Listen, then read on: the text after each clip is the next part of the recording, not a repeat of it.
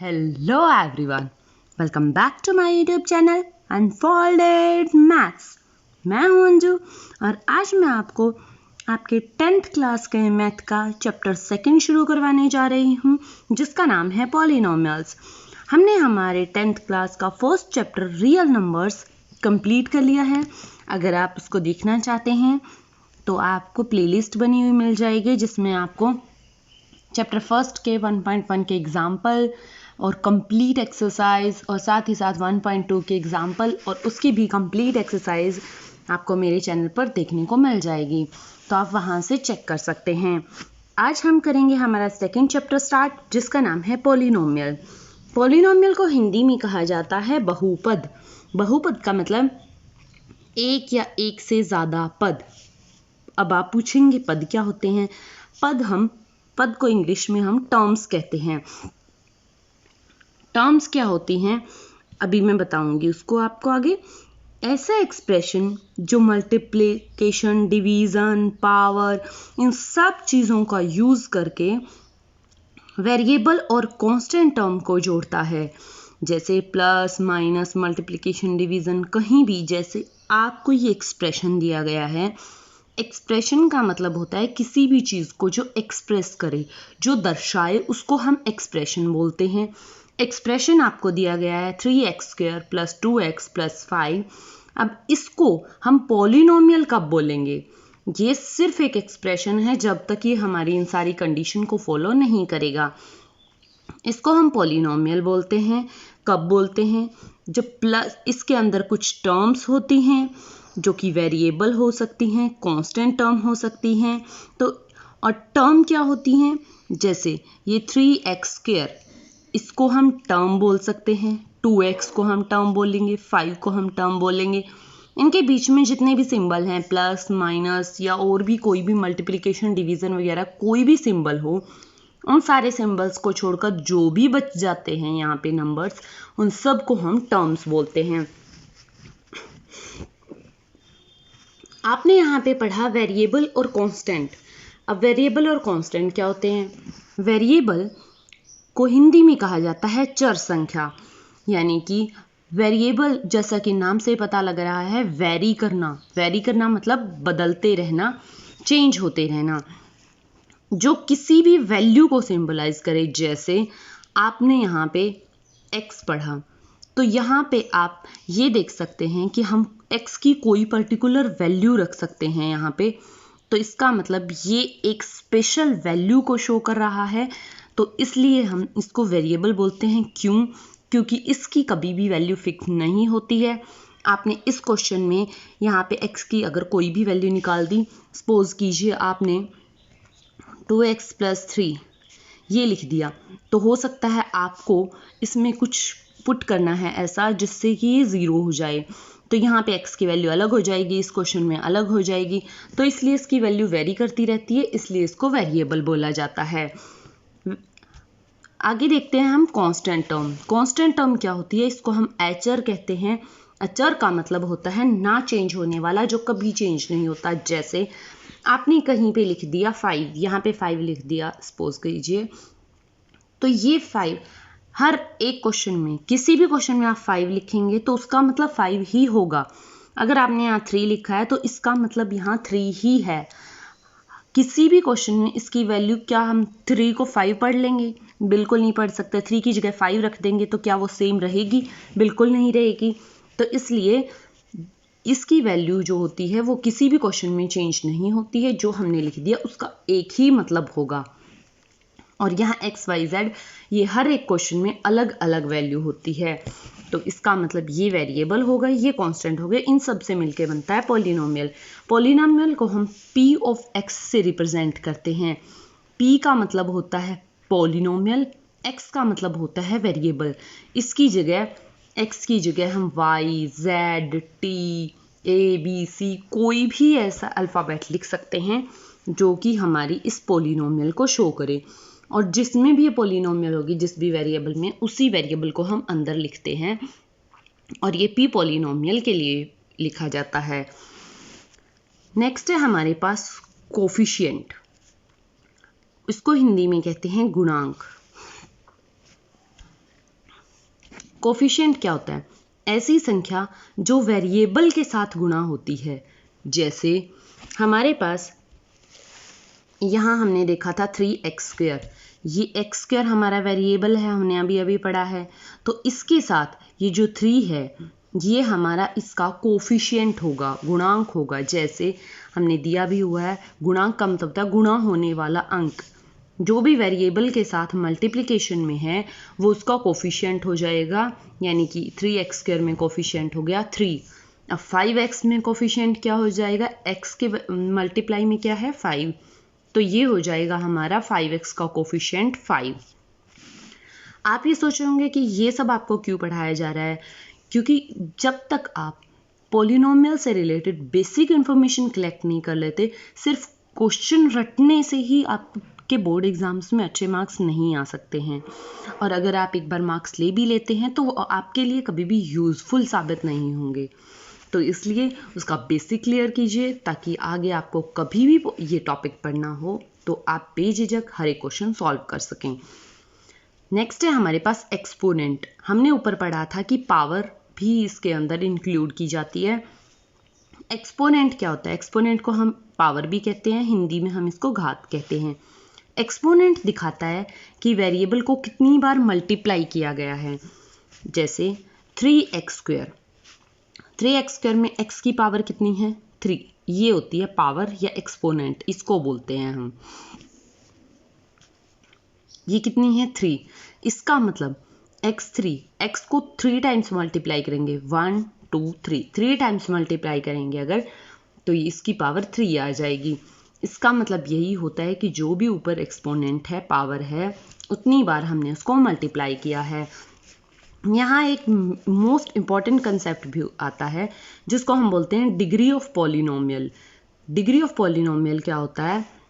किसी भी वेरिएबल की हाईएस्ट पावर जो पॉलिनोमियल के अंदर होती है वो डिग्री होती है पॉलिनोमियल की। जैसे हमने ये पॉलिनोमियल ले लिया px इक्वल टू 2x की पावर 5 और 5x की पावर 3। अब आप कहेंगे इसमें पावर 5 भी है, इसमें 3 भी है, हमें लेनी है हाईएस्ट पावर। 5 और 3 में कौन सा बड़ा है? आप कहेंगे 5 बड़ा है। तो इसका मतलब जो इस पॉलिनोमियल की डिग्री होगी वो होगी हमारे पास 5। आई होप आपको क्लियर हुई होगी। ये कुछ क्वेश्चंस दिए हुए हैं, आप इसमें अपने चेक कर सकते हैं कि आपको कितना लर्न हुआ है। जैसे 4x है, इसमें टर्म, ये एक टर्म है, इसमें कोफिशिएंट क्या होगा, इसमें वेरिएबल क्या होगा, इनके आंसर आप खुद मुझे कमेंट बॉक्स में देंगे। 2y³ है, ये एक टर्म है, इसमें कोफिशिएंट क्या होगा, वेरिएबल क्या होगा और एक्सपोनेंट क्या होगा, ये सारी चीज़ें आप मुझे कमेंट सेक्शन में रिप्लाई करेंगे। अभी अभी आपने पढ़ा है degree of the polynomial. Degree of the polynomial क्या था? Highest power of x in p of x, यानी कि पॉलिनोमियल के अंदर x की जो हाईएस्ट पावर होगी वही डिग्री ऑफ द पॉलिनोमियल होगी। तो पॉलिनोमियल नेक्स्ट हमारे पास है polynomial can be classified on 2 basis. 2 basis पे हम इनको क्लासीफाई कर सकते हैं, 2 बेसिस पे हम इनको डिवाइड कर सकते हैं। जैसे फर्स्ट है नंबर ऑफ एलिमेंट्स के बेसिस पे, किसी भी पॉलिनोमियल के अंदर कितने नंबर ऑफ एलिमेंट्स हैं इसके बेसिस पे हम इनको किस तरीके से डिवाइड कर सकते हैं। फर्स्ट है मोनोमियल।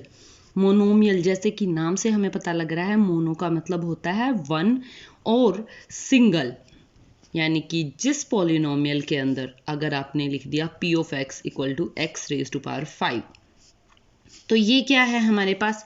ये एक सिंगल नंबर है, हमारे पास सिंगल वेरिएबल है, तो उसको हम बोलते हैं मोनोमियल, जिसके अंदर सिर्फ एक सिंगल टर्म होती है।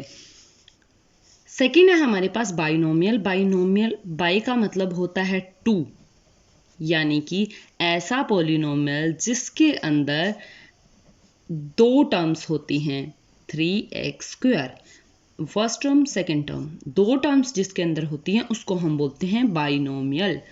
नेक्स्ट है हमारे पास ट्राइनोमियल। ट्राई का मतलब होता है 3। तो जिस पॉलिनोमियल के अंदर 3 टर्म्स होंगी उसको हम बोल देंगे trinomial. First term, second term, third term, जिसके अंदर 3 टर्म्स होंगी उसको हम ट्राइनोमियल बोल देंगे। 3 टर्म्स से ज़्यादा टर्म्स अगर किसी भी पॉलिनोमियल में होंगी तो हम उसको जनरली एक पॉलिनोमियल ही बोलेंगे, हम उसको कोई भी पर्टिकुलर नाम नहीं देंगे।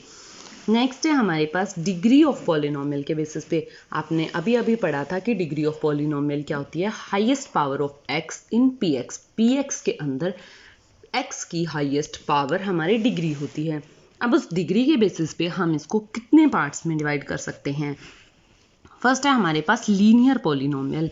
लीनियर पॉलिनोमियल क्या होती है, जिसमें जो डिग्री होती है पॉलिनोमियल की वो 1 होती है। अब आप बोलेंगे डिग्री 1 कैसे होती है, जैसे आपने लिखा 5x, इस x के ऊपर पावर नहीं लगी हुई है तो इसका मतलब यहाँ पे 1 है, इसकी पावर 1 है।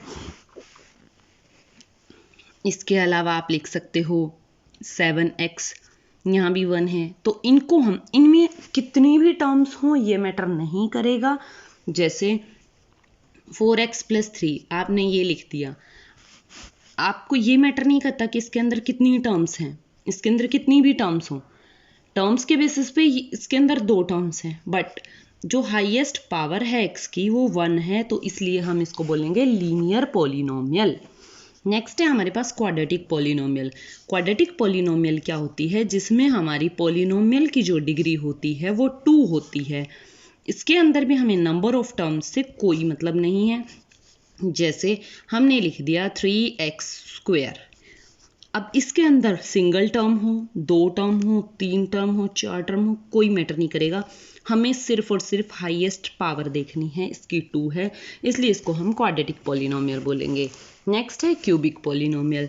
क्यूबिक पॉलिनोमियल में जो डिग्री होती है पॉलिनोमियल की वो 3 होती है। जैसे हमने लिख दिया 5x³ + 4x²। यहाँ पे हमारे पास 2 हैं, जो पावर है एक ये पावर है एक ये पावर है, बट डिग्री क्या होती है पॉलिनोमियल की, हमने पढ़ा था जो हाईएस्ट होती है। अब 3 और 2 में बड़ी कौन सी है, आप कहेंगे 3 बड़ी है, तो यही इसकी डिग्री होगी। और जिसकी हाईएस्ट पावर 3, ये हाईएस्ट पावर जिसकी 3 होती है उसको हम बोलते हैं क्यूबिक पॉलिनोमियल। नेक्स्ट है हमारे पास कांस्टेंट पॉलिनोमियल। ऐसा पॉलिनोमियल भी होता है जिसमें कांस्टेंट टर्म्स होती हैं। एक ऐसा पॉलिनोमियल जिसमें कांस्टेंट टर्म होती हैं, जैसे हमने लिख दिया 5। अब आप कहेंगे ये तो एक नंबर है, ये तो एक कांस्टेंट नंबर है, तो इसको हम कांस्टेंट पॉलिनोमियल भी बोलेंगे। क्यों बोलेंगे, क्योंकि अगर इसके मल्टीप्लाई में कोई भी नंबर नहीं है तो हम इसके मल्टीप्लाई में लिख सकते हैं x⁻0, क्योंकि आपको ये पता है कि किसी भी नंबर की पावर अगर 0 होती है तो वो हमेशा ही 1 के इक्वल होती है। तो इसलिए हम इसको x⁻0 को 1 लिख सकते हैं, इसलिए 1 की जगह हमने लिख दिया x⁻0। अब कोई भी नंबर है, मान लीजिए 7 लिख दिया, तो इसके मल्टीप्लाई में भी हम x⁻0 लिख सकते हैं।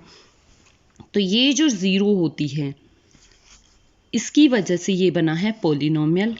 और कांस्टेंट पॉलिनोमियल क्यों है, क्योंकि यहाँ पे x की पावर 0 है जो कि वैनिश हो जाती है, जो कि ख़त्म हो जाती है, 1 बन जाती है। और यहाँ पे कोई भी कांस्टेंट नंबर हम लिखेंगे तो उसको हम बोलेंगे कांस्टेंट पॉलिनोमियल।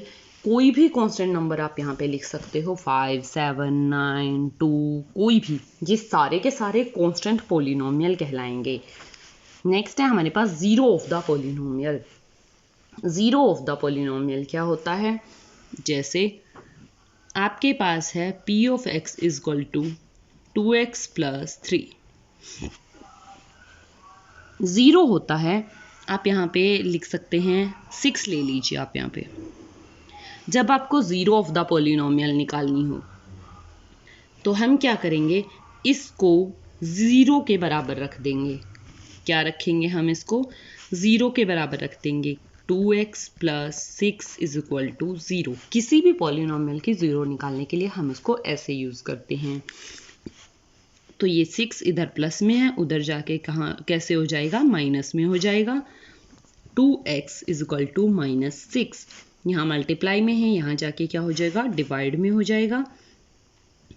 x = -6/2 यानी कि -3।